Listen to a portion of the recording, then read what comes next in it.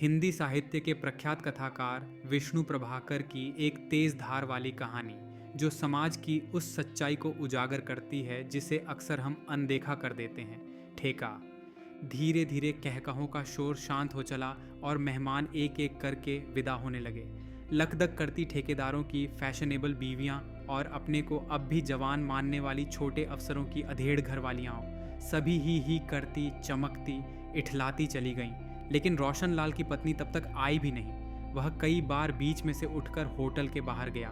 खाते पीते, बातें करते उसकी दृष्टि बराबर द्वार की ओर लगी रही, पर संतोष उसे नहीं दिखाई दी। यह बात नहीं कि संतोष को इस पार्टी का पता नहीं था। इसके विपरीत उसने रोशन लाल को कई बार इस पार्टी की याद दिलाई थी। आज सवेरे उससे विशेष रूप से कहा था, राजकिशोर शाम को वेंगर में पार्टी दे रहे हैं, भूलिएगा नहीं। तुम नहीं चलोगी?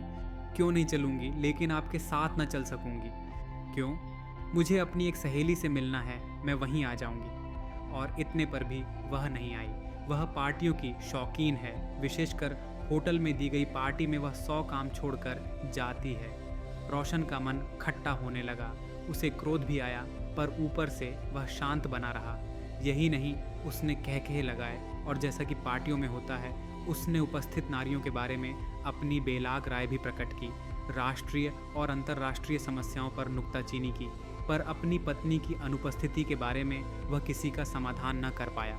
एक मित्र ने चुटकी लेते हुए कहा, रोशन और संतोष आदर्श दंपति हैं, एक दूसरे के काम में बिल्कुल दखल नहीं देते। दूसरे बोले, देना भी नहीं चाहिए, पति पत्नी दोनों बराबर के साझीदार हैं। तीसरे ठेकेदार मित्र कुछ गंभीर थे, कहने लगे, ये तो ठीक है, लेकिन स्त्री आखिर स्त्री है, उसे डील चाहे कितनी ही दो, पर रस्सी अपने ही हाथ में रखनी चाहिए। इस पर एक कहकहा लगा और वही कहकहा रोशन की छाती में शूल की तरह कसक उठा।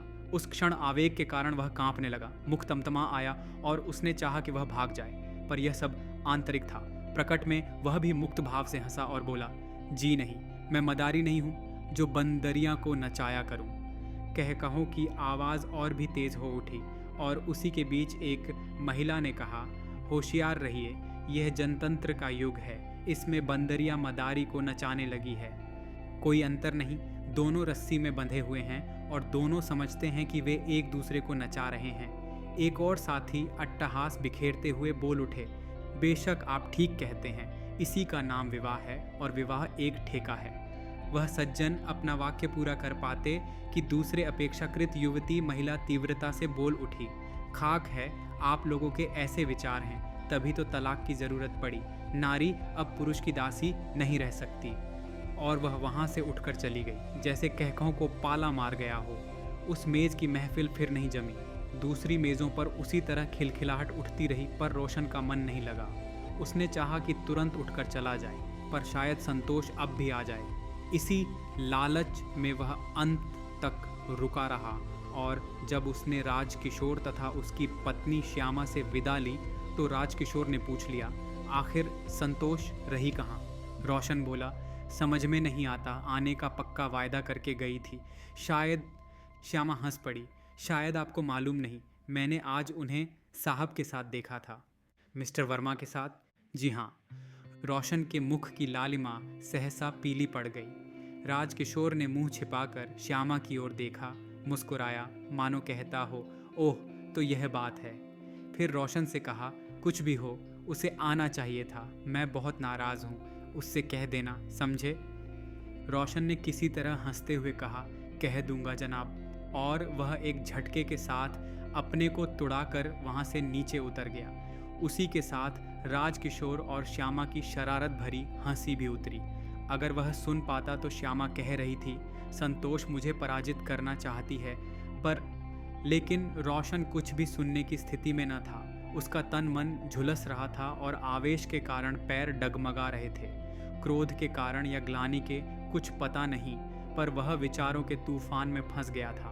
उन्हीं में उलझ कर उसकी बुद्धि बार बार लड़खड़ा पड़ती थी। वह क्यों नहीं आई? आखिर क्यों?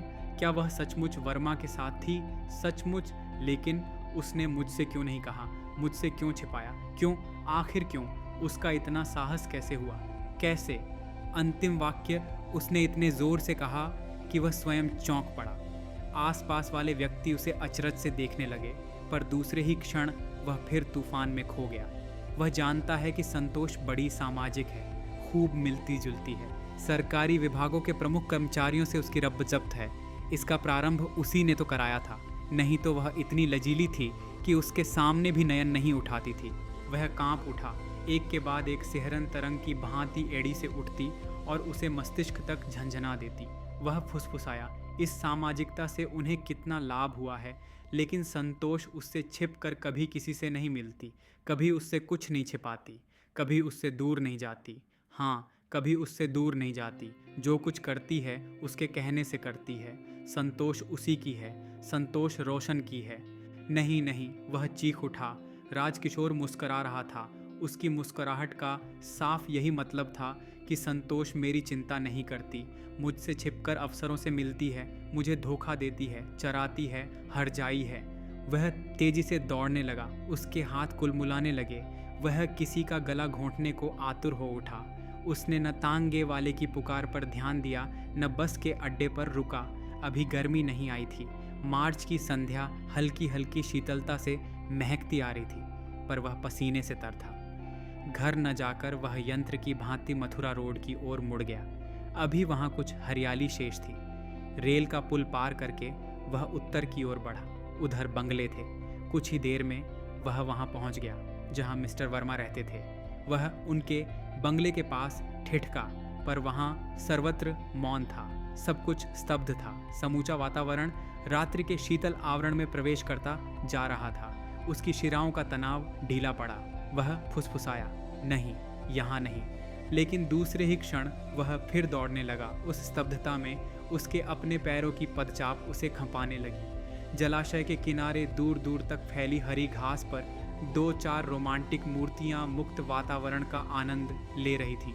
उसका दिल धुकधुकाया और वह उनके पास से होकर सर से निकल गया। वह फिर रेस्तरां और फैशनेबल सामान वाले बाजार की ओर मुड़ गया और कुछ देर बाद विचारों के तूफानों के थपेड़े खाता हुआ एक शानदार रेस्तरां के सामने रुक गया। अपने को बटोरने के लिए कुछ पीना चाहता था, पर जैसे ही द्वारपाल ने उसके लिए किवाड़ खोले और वह अंदर दाखिल हुआ, वह लड़खड़ाकर पीछे हट गया। सामने संतोष और वर्मा बैठे हैं। दोनों मुस्करा रहे हैं। दोनों। वह एकाएक हाँफने लगा, गिरते गिरते बचा और फिर द्वारपाल को चौंकाता हुआ तेजी से एक ओर भागता चला गया। भागता गया, भागता गया, तब तक भागता ही गया जब तक उसका घर नहीं आ गया। रोशनी जल रही थी। दोनों बच्चे सो गए थे, पर नौकर ऊँग रहा था। उसने किसी और ध्यान नहीं दिया, सीधा अपने पलंग पर जाकर गिर पड़ा। बहुत देर तक पड़ा रहा। वह सोच सकता था, न अपना कोई अंग हिला सकता था। वह तब हर दृष्टि से मानो मर चुका था, लेकिन सहसा उसके प्राण लौट आए। वह उठकर बैठ गया। उसने निश्चय किया कि वह आज संतोष को मार डालेगा। हाँ, मार डालेगा, जान से मार डालेगा। अपमानित करवाया। मित्रों ने उस पर फप्तियाँ कसी। उसे देखकर राज मुस्कुराया और श्यामा ने चुटकी ली। श्यामा ने श्यामा, जो वह संतोष को मार डालेगा, ज़रूर मार डालेगा। कि सहसा किवाड़ खुले और संतोष द्वार पर दिखाई दी। वह मुस्कुरा रही थी और उसके मदिर नयनों से सुरा जैसे छलकी पड़ती थी। उसने आगे बढ़ते हुए कहा, हेलो डार्लिंग, तुमने रेस्तरां का दरवाज़ा खोला और फिर चले आए। शायद तुमने हमें देखा नहीं, सामने ही तो थे, मिस्टर वर्मा भी थे। रोशन चीख उठा, निर्लज, मैं तुझे मार डालूंगा। संतोष ने चौंक कर उसे देखा। यह क्या कह रहे हो? तुम्हारी तबीयत तो ठीक है? अरे तुम तो कांप रहे हो। मैं पार्टी में ना आ सकी, शायद इसीलिए ये। रोशन उठकर खड़ा हो चुका था और संतोष की ओर बढ़ रहा था। उसकी आंखें जल रही थीं, उसके मुख पर हिंसा उभर आई थी, उसके हाथ अकड़ रहे थे, पर संतोष ने उस ओर ध्यान ही नहीं दिया। बोलती रही, मैंने पार्टी में आने का बहुत प्रयत्न किया, मैं वहाँ आने का भी बहुत प्रयत्न किया, मैं वहाँ आना भी चाहती थी, मैं श्यामा को नीचा दिखाना चाहती थी। रोशन और आगे बढ़ा। उसका मुंह और विकृत हुआ, हाथ ऐंठे, लेकिन संतोष ने फिर भी कुछ ध्यान नहीं दिया। बोलते बोलते वह रोशन के पास आई और उसके कंधे पर हाथ रख दिया। फिर नयन उठाकर उसकी आंखों में झांका। रोशन का शरीर एकाएक झंझनाया, पर उसने कड़क कर पूछा, तुम कहाँ थीं? मैं पूछता हूँ, तुम कहाँ थीं? संतोष निसंकोच बोली, तुम्हें क्रोध आ रहा है, आना ही चाहिए, पर मैं क्या करूं? श्यामा ने वर्मा को तभी छोड़ा जब पार्टी का समय हो गया। वह उसे वहां ले जाना चाहती थी। वह ठेका लगभग प्राप्त कर चुकी थी। रोशन फिर कांपा, पर अब उसका कारण दूसरा था। उसने तेजी से गर्दन को झटका दिया और संतोष को देखा। बोला, क्या कहती हो? यही कि मैं वर्मा के साथ न रहती तो वह ठेका राजकिशोर को मिल जाता। राजकिशोर को मिल जाता? मैंने तो सुना है वह उसे मिल चुका है, उसकी बड़ी पहुंच है। श्यामा संतोष व्यंग्य से चीख उठी, तुमने गलत सुना है। श्यामा कुछ नहीं कर सकती। ठेका राजकिशोर को नहीं मिला तो किसको मिला? संतोष के हाथ में एक लिफाफा था, उसी को उसने रोशन की ओर तेजी से फेंका। यह देखो। संतोष! स्तब्ध रोशन चीख उठा। वह सब कुछ भूल गया। उसका सब संघर्ष निमिष मात्र में धुलपूछ गया। उसने लपक कर लिफाफा खोला। संतोष शरारत से हंसी, बोली, सरकारी पत्र कल तुम्हारे पास आ जाएगा और परसों हम वेंगर में एक शानदार पार्टी देंगे, एक बहुत शानदार पार्टी। रोशन तब तक उस पत्र को पढ़ चुका था। उसने कांपते हुए, चीखते हुए संतोष को बाहों में भर लिया और बार बार कहने लगा, संतोष, तुम कितनी अच्छी हो, कितनी बड़ी हो। ओह, मैं तुम्हारे लिए क्या करूं, क्या करूं?